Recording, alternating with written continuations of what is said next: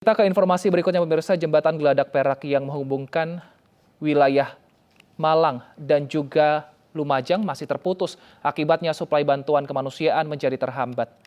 Hingga hari ini pemirsa, jembatan Geladak Perak di Kecamatan Pronojiwo Lumajang masih terputus. Padahal jembatan ini menjadi satu-satunya akses penghubung Kabupaten Malang dan Lumajang. Untuk mengantisipasi hal yang tidak diinginkan, petugas berjaga di sekitar jembatan. Putusnya jembatan ini menghambat distribusi bantuan kemanusiaan dari Kabupaten Malang. Untuk mengakses jalur alternatif, warga harus memutari lereng Semeru melalui jalur Ranupani.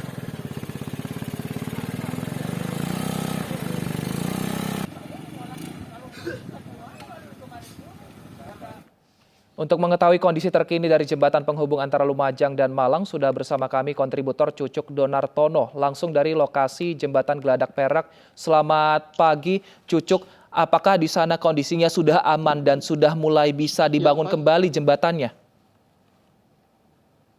Ya, pagi Wilson.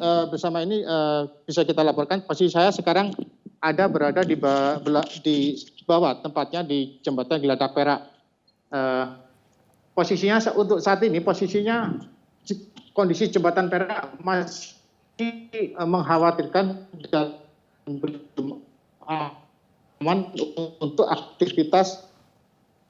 aktivitas masyarakat, termasuk pendistribusian petugas yang akan lakukan mapping jembatan ini bisa dibangun lagi atau tidak, karena kerusakan material ini masih terjadi. Bisa kita saksikan. Ini inten hujan abu dari sisa-sisa erupsi kemarin masih tebal sekali.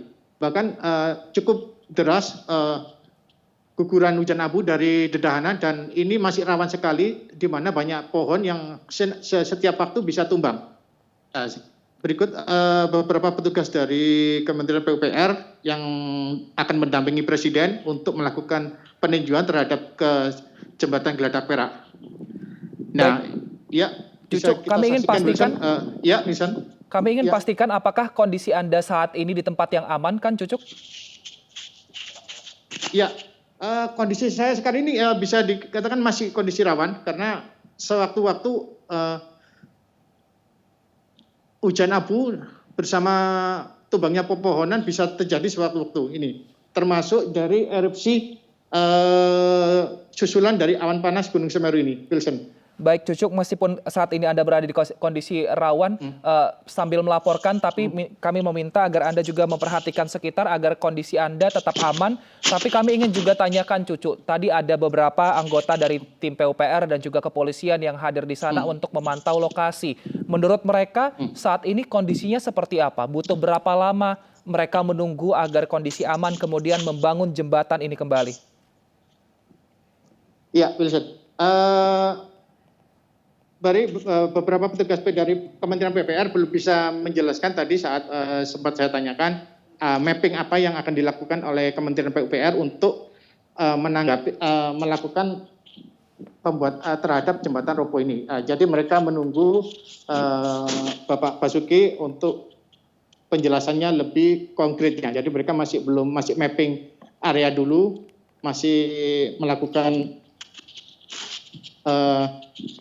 peninjauan lokasi, mapping lokasi masih aman ataukah ada solusi lain untuk jembatan Geladak Perak ini, atau akan dialihkan atau akan dibangun kembali. Begitu, Wilson. Baik, saat ini untuk jembatan Geladak Perak ini biasanya di bawahnya apa, Cucuk? Dan sekarang kondisinya apakah tertutupi abu vulkanik atau tertutupi pasir atau masih ada air yang mengalir? Ya, untuk jembatan Geladak Perak sebelumnya itu merupakan jurang yang ketinggiannya itu kurang lebih 80 meter. Nah, sekarang ini sudah penuh, bisa kita saksikan di depan kita hamparan pasir awan panas yang masih panas. Tadi sempat terjadi beberapa letusan sulfatara dari endapan awan panas ini. Biasanya aktivitas di bawah jembatan Geladak Perak penuh dengan masyarakat yang melakukan penambangan, Wilson. Baik, kalau tingginya 80 meter, panjangnya biasanya berapa, Cucuk? Untuk bentangan panjangnya kurang lebih 100 meter lebih, bentangan aliran sungai ini, Wilson. Baik, Cucuk, ini kan jembatan jembatan yang menghubungkan Malang dan juga Lumajang. Kami ingin konfirmasi, benarkah seperti itu? Iya, benar. Akses ke Kota Malang dari Kabupaten Lumajang ini hanya bisa ditempuh melalui jembatan Geladak Perak yang melalui wilayah selatan.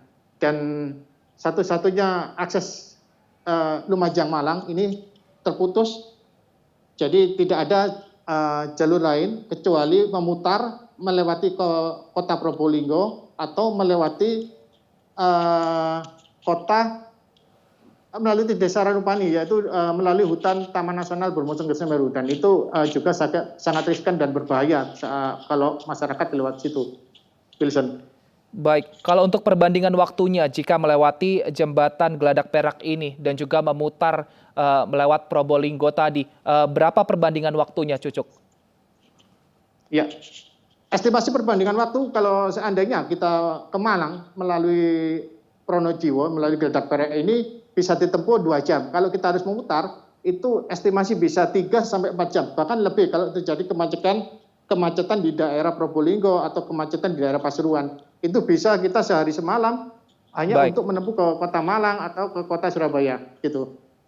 Baik, untuk jembatan Geladak Perak ini kan juga menjadi salah satu lokasi penambangan. Apakah saat ini sudah dilakukan proses evakuasi di sana dan adakah jenazah yang ditemukan di sana, Cucuk?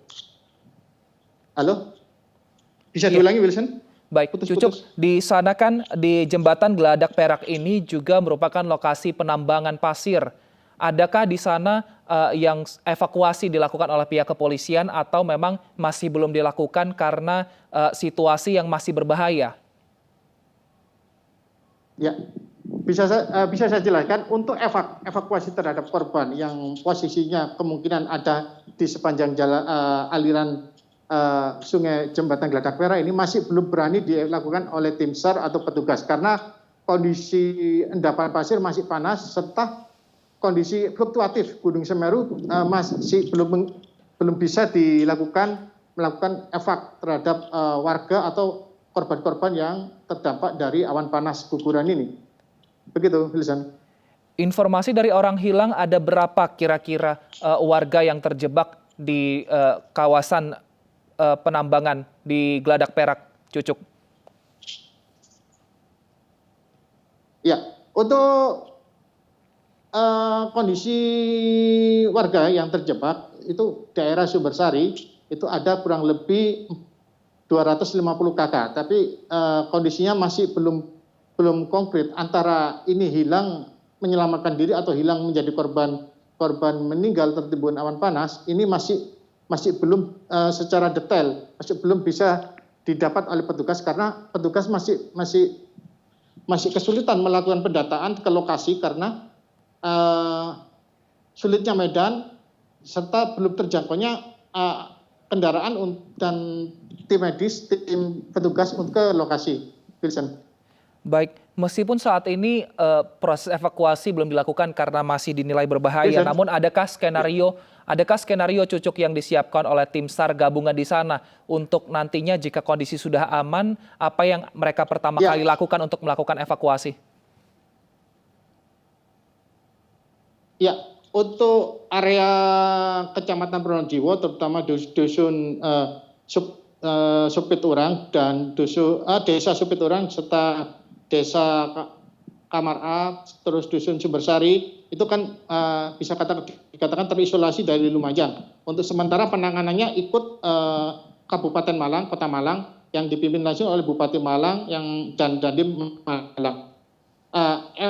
Skenario rencananya akan dilakukan penjemputan menggunakan helikopter, tapi ini masih hanya skenario awal. Jadi masih menunggu mapping konkret tentang kondisi apa yang dibutuhkan untuk mengevakuasi dan memberikan pertolongan terhadap masyarakat Kecamatan Pronojiwo terutamanya. Wilson. Cucuk, adakah informasi kira-kira apakah Presiden Joko Widodo nanti beserta rombongan tiba di sana sampai pukul jam berapa, Cucuk? Bisa diulangi, Wilson, putus-putus. Baik, adakah informasi mengenai jam berapa Presiden Joko Widodo dan rombongan akan tiba di sana untuk melihat kondisi di sana?